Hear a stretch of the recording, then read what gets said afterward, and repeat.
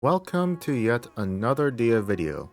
But before I get into the main topic of today's video, I know my returning subscribers are going to have a lot of questions most likely regarding my absence and the anniversary updates and how good Dehya has gotten thanks to the additional characters in Madeline, C6 Dehya, as you just saw in the title, and thoughts on if she will be good and not cry, and level 100. So much to talk about that. It would take more than a video to cover all these topics, but that doesn't mean I won't cover all of that eventually. To keep you guys in the loop of what happened, I took a huge break from YouTube because I simply lost motivation. It happens to the best of us. But the most important thing is I'm still here, so unless I officially say that I'm done with YouTube, I'm going to stick around and keep awesome videos for you all to enjoy. Speaking of awesome videos, during my absence, I haven't been doing absolutely nothing all this time because I've been gathering a ton of footage and notes since then, and a lot's happened to my account as well. Getting a ton of new characters, improving my artifacts since then, and achieved something unbelievable that will blow anyone's minds away when we thought it was impossible to do. There's a lot to look forward to in the channel, including some new stuff I want to show besides Genshin content. Now that we got the big intro out of the way, let's answer today's question. How many Stygian Onslaught bosses can my C6 Dehya beat on Fearless difficulty? Okay, first off, what is the Stygian Onslaught game mode? For those who are out of the loop, it's a new endgame mode that contains only bosses.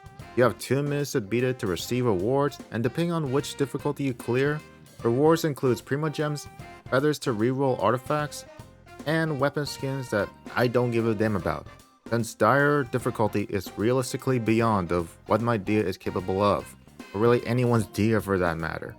For this video, we're going Fearless difficulty because these feathers are pretty useful to have in case I want to reroll an artifact that had potential, but it was ruined by RNG.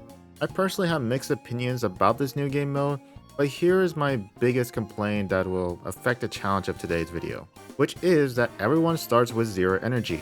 Compared to the Spiral Abyss, which is already challenging enough, especially if you don't have the latest units, at least you start off with max energy to give you the chance to pull off clean rotations in the beginning, using buff cards that will benefit your team the further down you go, and making use of the Abyss buffs for that reset.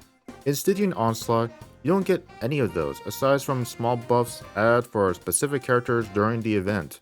It's a massive disadvantage for what my Dehya will have to face in this game mode, especially for the DPS variants. Speaking of DPS, I'll be running the DPS builds because this is a C6 video. You think I'm gonna cheese my way by hiding behind the Nadling carries and call it a day? Also, I sincerely hope Hoyoverse improves this game mode because a lot of my builds are focused on min-maxing damage in the Abyss. I really don't want to farm ER stands or stack multiple Favonias on a single team when I only have 2 R5 ones. Keep in mind, you cannot trade off weapons or artifacts around during your full clear attempt, because if you do, say bye bye to that run. So since my Dehya is gonna have a rough start, I mean, when does Dehya doesn't have a rough start? Am I right? You know, like on her release date, she had a terrible beginning. We need a team comp that specializes in energy regeneration while dishing out solid damage. Easier said than done, right?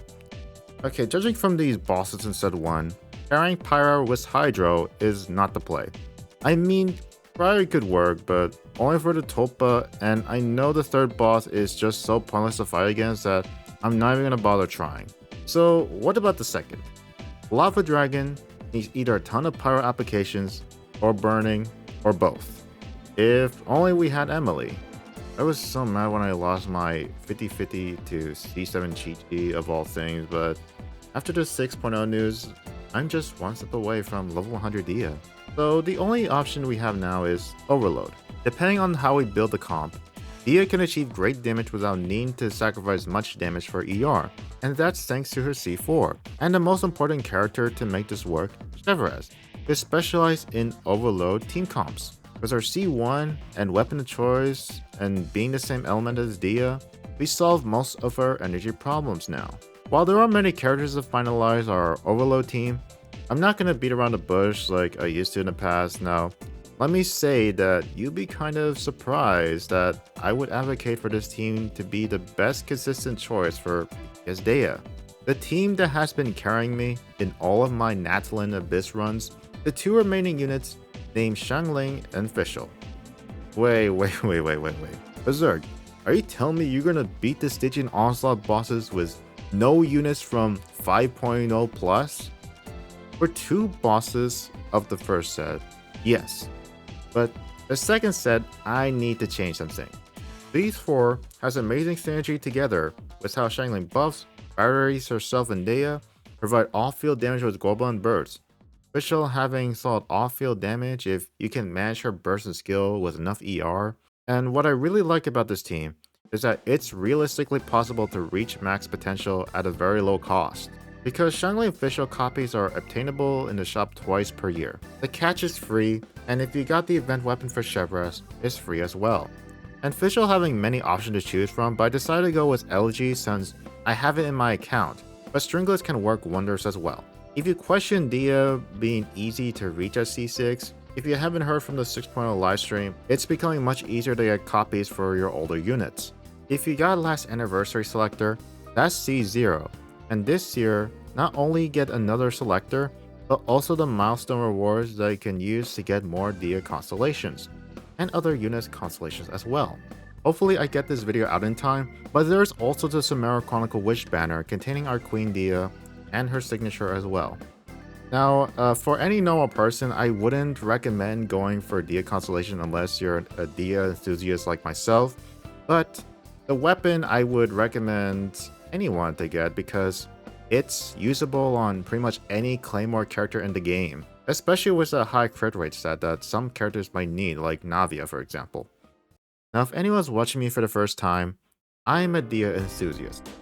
Even after Hoiverse shafted the only character I look forward to for a long time, I still look for ways to make her work no matter what, and when I got lucky with the 50-50 losses, I know there was a calling for me to make a video like this eventually. Now here's a disclaimer I must put out here.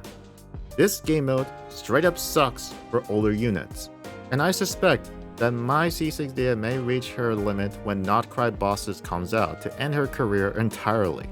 While the inevitable will come eventually, knowing Hoiverse, it's not going to change the fact that I'm still going to play her even if Not Cry Bosses become ridiculous to fight. At least she will always have a place in the Abyss, and that's where I have the most fun, where I can make older units work, like Cryo-Infused Eula in the Freeze team, Fire Gain a surprise viable use in the Electro Charge Abyss, and so on.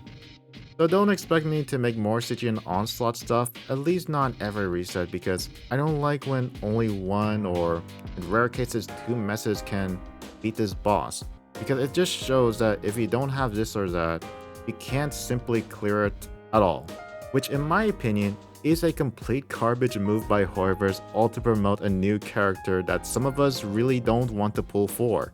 Speaking of bosses, the only boss where my C6 Dehya can beat in the second set is Papilla, but to do that I need to make some important adjustments.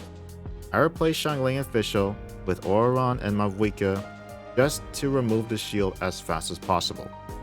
If I had max energy start, maybe it would be possible, but starting with 0 energy is impossible without these characters. Do you see how unfun this mode is now the more you look into it? You won't catch me making another video of this mode anytime soon. But let's see if my C6 Dehya can beat these bosses. More surprises coming to this channel, and I hope you all have a good day.